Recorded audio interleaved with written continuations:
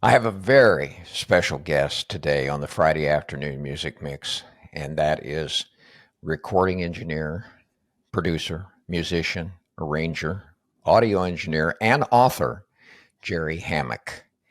Jerry is a professional engineer who has also been the author of a very well known publication called The Beatles Reference Recording Manuals 1961 to 1970, which were first published in 2017 and updated in 2021. There are 5 volumes. And we're going to talk about some things that I find and he finds very interesting today. Jerry, welcome to the Oh, Friday afternoon music mix. thanks, Greg. I really appreciate the opportunity to talk to you and share this with your audience. We met through a dear mutual friend of ours, Christian Austin, who I worked with in the telecommunications industry and you went to college with, who several years ago, he said, Greg, you and Jerry need to get together. He said, you'll have a great time talking about the Beatles. I said, oh my God, yes. Hopefully doing that, as much as 4 or 5 years ago. And then we got delayed and then the pandemic set in. And then finally we revisited this after a little conversation or meeting that you had with Christian and several of your college friends. And the next thing I knew, we were in contact. So I'm really, really looking forward to what you have to talk about today. We have so much that we could cover. We could spend weeks, not just, 30 or 40 minutes. One of the things that you suggested, and I like that a lot, was that we talk about the Beatles recording of Rubber Soul, which is one of my absolute favorites of theirs. Tell us a little bit about what you know about this recording, and then we can play some songs also from that album. The album was created in a really short span of time. The recording only spanned about 55 days, October through December of 1965. It was the second album of the year. They had worked on the Help album previous to this. It really represents a change in direction, although not a great sonic break. It's definitely where you can see them start to leave Beatlemania behind. There's an introspection to the songwriting that shows there's a maturity. There's a bit of maybe a world weariness, but certainly a level of sophistication that goes beyond what they were doing up through the Help period. It really their writing began to reflect their world experiences. Here's a group of guys now that had toured the world, had seen a lot on multiple continents, and Harrison starts to bring in his Indian influences into the album with Norwegian Wood, the use of a sitar on that. McCartney brings in some continental sophistication with Michelle and butchering the French language to a degree.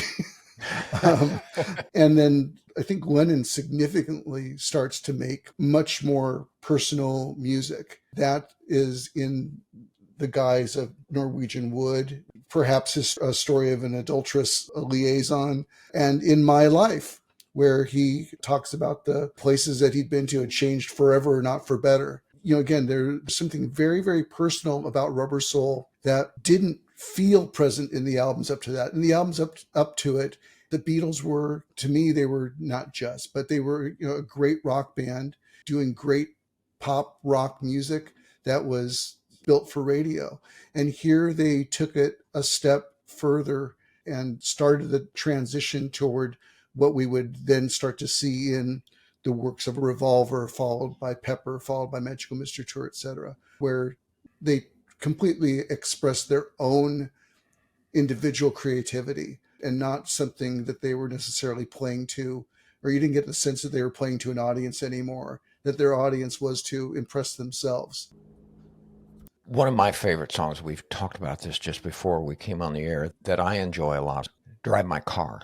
Why don't we play that real quickly and then we can talk a little bit about that song? How's that sound? That sounds great to me. I remember when I first heard that song, Jerry, I was just bowled over by it. I thought this is really a change from what I've heard them do in the past. Yeah, they got the sound of the song is a little bit harder, a little bit rougher, a little bit tighter than we had come to expect from the Beatles. This was the lead track on the UK version of Rubber Soul. It kind of fulfilled what George Martin's mission statement, I guess, toward the Beatles were when he was putting albums together, which was he wanted to always lead an album with a track that immediately got your attention and then end an album with a track that was in one way or another kind of unforgettable. He had done that with the Please Please Me album, starting with, the count in for I Saw Her Standing There, right? And ending with Twist and Shout. And here, Drive My Car on Rubber Soul kind of keeps up that tradition. It catches us immediately with that great opening guitar lick that we just heard. You did point out to me earlier that there was quite a bit of difference between the UK recordings and the American recordings by Capitol. Yeah, now the Beatles were fully aware that Capitol in the US was taking their UK releases and kind of carving them up in a way that they felt would make them the most money. That was kind of the bottom line of it. Very early in their releases, I think it's Dick Dexter, I think is the fellow's name that ran Capitol at the time.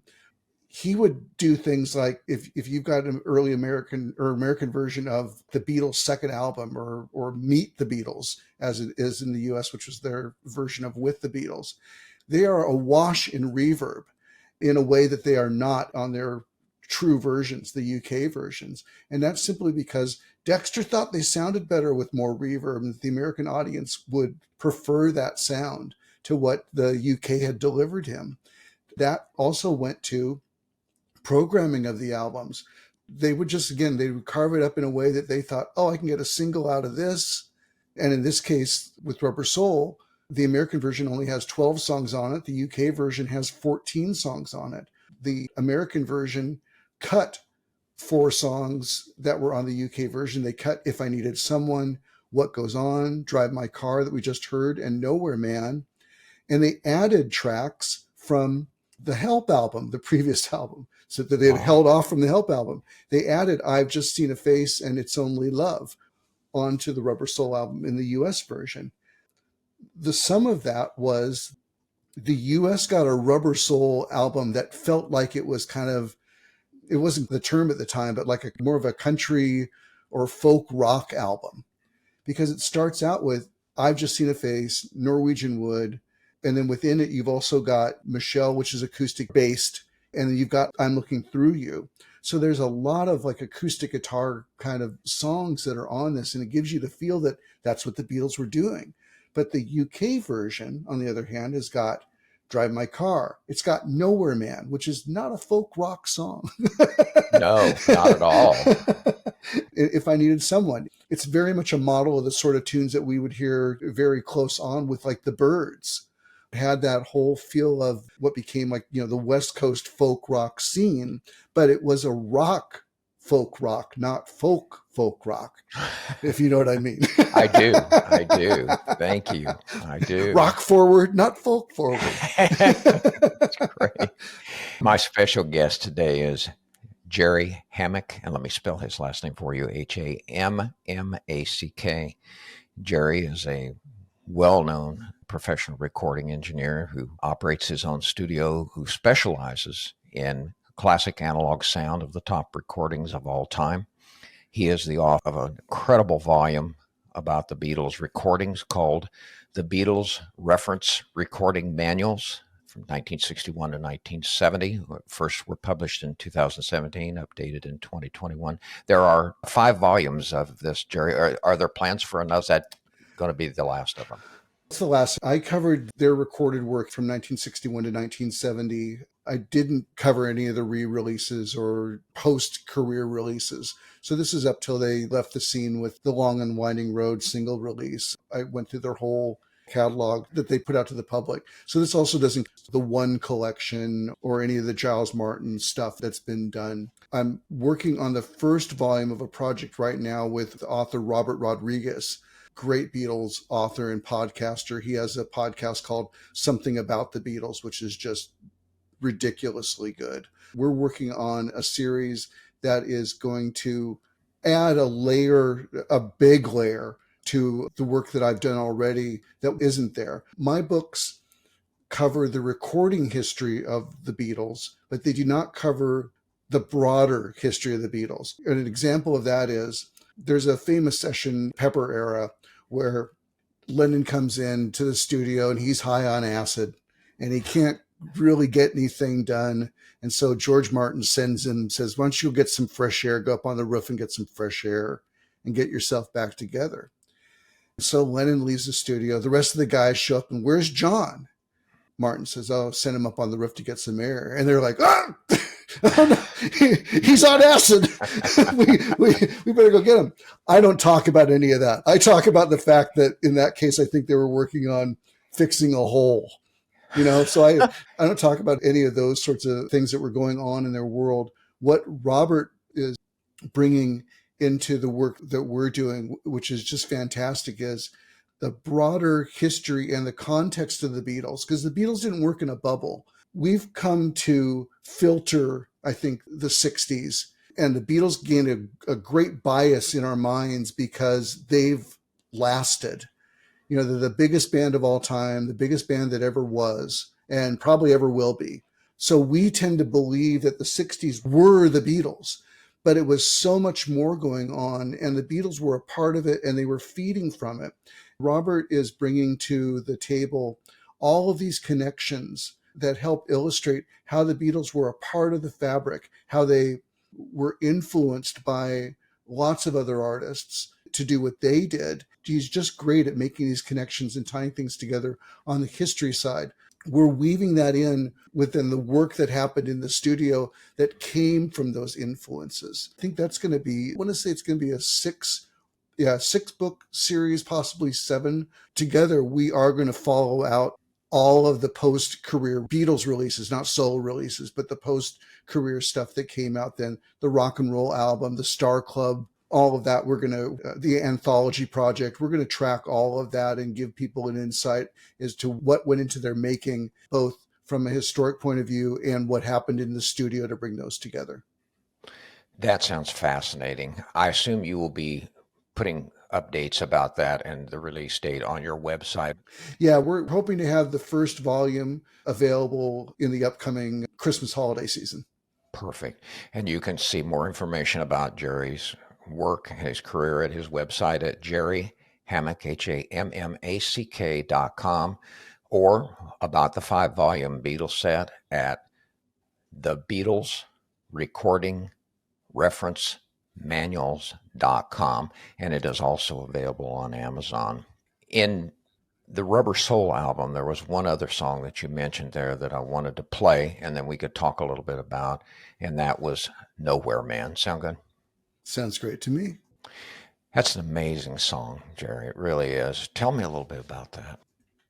Nowhere Man, despite its kind of revolutionary sound on one level, is a very basic recording. They started out with just acoustic guitar, bass, and drums as a backing track. Very, very straightforward. And it was a way that they were working in this period. So the Beatles are working on 4-track machines now.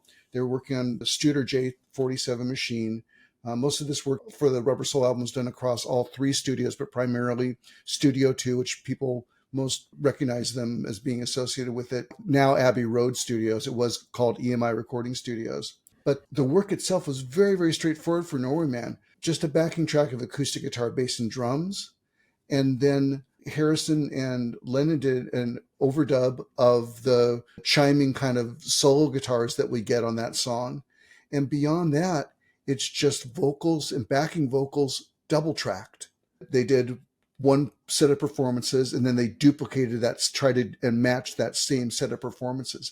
And that's all that is there. And it tells you just how great the songwriting was and the performances, how solid the performances were, that we hear Nowhere Man and we think, wow, that's so rich and big and lush. In fact, it's not. It's 3 guitars, bass, and drums, and 4 vocal performances. That's it. And that's the magic of the Beatles, was that they could bring this unity into our ears and make us feel something was, again, much bigger than it truly was in real life.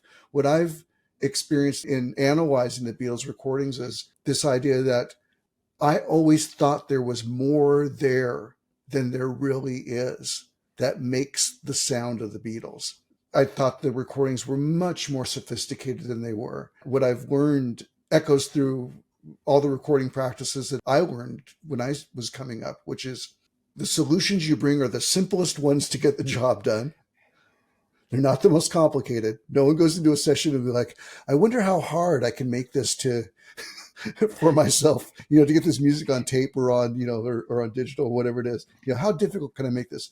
No one goes in with that intent. It's always, what's the easiest way to get the sound that I'm looking for? And the Beatles were no different than that. They recorded a lot of work together, as I was mentioning with Nowhere Man. The backing track on one track of audio is the acoustic guitar part, the bass part, and the drum part. They occupy one single track of audio. Nowadays, in modern recording, you would probably have 2 to 3 tracks of audio for the acoustic guitar. You'd have probably 3 tracks for bass. You'd have up to a dozen tracks for the drums that would be recorded. That's incredible, isn't it? Yeah, but not for the Beatles. It sure sounds that way. That was just having a great team that knew how to get good sounds. And when you've got them, you've got them. The other thing that was going on here that US audiences might not be so aware of is during almost the majority of the Beatles' recording career, the mono format, meaning a single audio signal, was the dominant release format for the UK, which was their audience of choice. When they were making music, they were making it for the UK. They knew it was getting released in America, but they weren't like, well, we better be sure this has a really great stereo image. They weren't thinking that. They were thinking, I'm releasing this in England. And in England, up until 1968, mono recordings and mono releases were the way to go, the way that music got out to the public. The other thing to remember is radio at that time was also mono. AM radio was king. FM wasn't king yet. We didn't have stereo radio. We had mono radio, mono AM radio. And so what really mattered was that one signal sounding good. And if that's the case, then I don't need to spread my drums over a 180-degree soundscape. It has to go across a 0-degree soundscape. And because of that, they recorded in the way they did. And again, the idea was get the work done. There are examples in the Rubber Soul era where they would finish an entire track in 2 sessions and just part of 2 sessions. Unfortunately, those typically were Harrison's songs or Ringo's that got that time. Lennon and McCartney's tracks tend to get a little bit more attention. Can't imagine why. Not at all. Let's talk about a third song that would be great for our discussion today, and that's the song called Michelle. Let's play that, and then we'll talk about it. Sound good? Oh, I'd love to hear it. That is a beautiful song. Didn't know he spoke French. Yeah, well, he didn't. Tell me a little bit about this song. My understanding of the songwriting with it was that he knew that he wanted to do something with language in it. Had a friend who could do a quick translation for him, and so just kind of batted around some ideas, and the lyrics for Michelle were born. It's a very sophisticated song from a chord structure and that sort of thing. But yeah, the French aspect of it, I mean, it's great. It's charming. It's all of those things that we love about McCartney. He knows how to catch our ear. He knows how to put a smile on our face. He knows how to draw us into a song. And this was a great vehicle for doing that. The recording is actually very unique for this era. And why that is because it involved what was known as a tape reduction remix. I'll explain that as succinctly as I can. As I mentioned earlier, the Beatles were working on a 4-track tape machine. And what that means is they had on the audio tape, there were 4 different channels of audio that they could record to that tape. Meaning on track 1, you could have bass and drums. On track 2, you could have a guitar or 2. On track 3, you could have a lead vocal. On track 4, you could have backing vocal and maracas or something, let's say. When that tape is full, you're done. There's no other place to go. The only thing that you can do at that point is, in their case, if you wanted to add more work to this, like get out to that point, you're like, oh, but what about the piano I want to add? A week later. The only way you could do that back in this era, back in 1965, was you would send the 4 tracks from the original tape to another tape machine, and you would record them to 3 or fewer tracks. And that would open up then, if you record to 3 tracks, now you've opened up 1 track for new work. If you record it down to 2 tracks, you would get 2 tracks for work, et cetera, et cetera. This is the way that Sgt. Pepper was done. And work going forward was done, where you're like, how did they do that on 4 track? Well, it's because they did these mixes in between that allowed them to add more tracks to it. So, the stuff that on Pepper that people say like that was done on 4 track. Well, yeah, but actually it was done on 19 tracks because they were just working with the technology they had. Michelle's one of the first examples, if not the first example, of them using this process to move signals from one tape to another, use fewer tracks on the destination tape, or open up themselves for more work to be done. They started the song with McCartney's acoustic guitar and drums and his lead vocal. So that was the first thing that they recorded. Then they overdubbed McCartney's bass, and they overdubbed another guitar that was also played by McCartney. I didn't know that. Yeah, the assumption is, with the Beatles, we think, we've got a picture either from them being live or A Hard Day's Night or something where it's like Lennon always plays rhythm guitar, Harrison's always lead, McCartney's always bass. That was never the case. Lennon is the lead guitar player on songs like I Feel Fine. He was a great guitar player, but we tend to think George was the lead guitar player. Not so. And McCartney was a great guitar player. A lot of people know that he is the soloist on Taxman on the Revolver album. But here he played the lead guitar line on Michelle. And we know this, right? You can deduce this because they had to do a reduction remix. If Harrison had been the guitar player, they could have recorded that lead guitar with the bass track, for instance, or they could have recorded it with the acoustic guitar track on the backing track. But because they needed to do a reduction to get more work on it, points to one person played it. McCartney couldn't play the bass part and the guitar solo at the same time. So they filled up the tape, then started again with acoustic guitar and drums and his lead vocal. They filled it up with his bass part and his lead guitar part. And then they wanted to do some more work. They wanted backing vocals on it, and they didn't have any room for them. So they moved it to another tape, opened up a single channel on that tape. And then on that channel, the other Beatles joined him on backing vocals. And he added a little bit more touches of acoustic guitar. And that's the song. It truly is rare. It's a rare performance where McCartney has done almost all the instrumental parts except for drums. He's only joined the backing vocals with the other Beatles. It's almost a McCartney solo effort, much in the way of Yesterday, and later on, much in the spirit of Eleanor Rigby. I love the song for that fact. It's an oddity that Paul's playing it all. Everything you hear music except for the drums is Paul. And then we just get some sweet backing vocals from the other Beatles. It's a great track. The amount of work that went into making these recordings, when we look back on it now, compared to today's digital studios, it's jaw-dropping, isn't it? Yeah, and there's a fundamental difference for the way that most people approach recording now. What I described with these reduction mixes, these were mixes. So there was no backing up when you got this done and added work to it. You couldn't say, I like that, but could we have the acoustic guitar a little bit louder? It's like, nope, it's baked in. It's you've already done that work. You're done. What they did in the Beatles era was truly make commitments to their vision for a song, and that vision went on tape pretty much as we hear it. There wasn't a lot of what you might call post-processing. It was done as they recorded it. The tools that they had for modifying an audio signal were very, very primitive compared to what we've got today. They had echo chambers. They had a plate reverb. They were able to use what's called variable speed, meaning they could slow up or speed up the tape to give you different effects. They had half speed recording. In My Life uses half speed recording. The solo that sounds like it's a harpsichord is actually a piano that's recorded at half the speed. So it's recorded slow, And then when it's played back at regular speed, it goes up an octave and is played back twice as fast.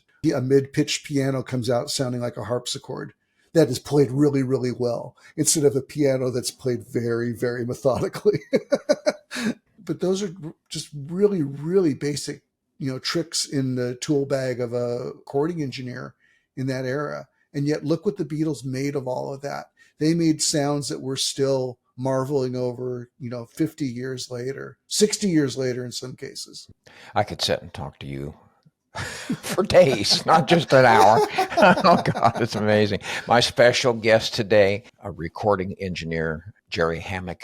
He has written incredible volumes of work about the Beatles recording. It's called The Beatles Recording Reference Manuals. You can see that on his website at thebeatlesrecordingsmanuals.com. They're also available on amazon.com. You can learn more about Jerry and what he has done, where he's been, and what he's doing today on his website at jerryhammack.com. He has a Facebook location, that is facebook.com/jerry.hammack.94, instagram.com/jerryhammack. Let's point out too that he has twice been nominated for Excellence in Recording Sound by the Association for Recorded Sound Collections, also known as ARSC. Jerry, it has been an absolute pleasure to have you on my show today. I look forward to the time when we can get together. And thanks again to Christian. Thanks for your time today, Greg. I really appreciate it. I enjoyed the conversation just as much.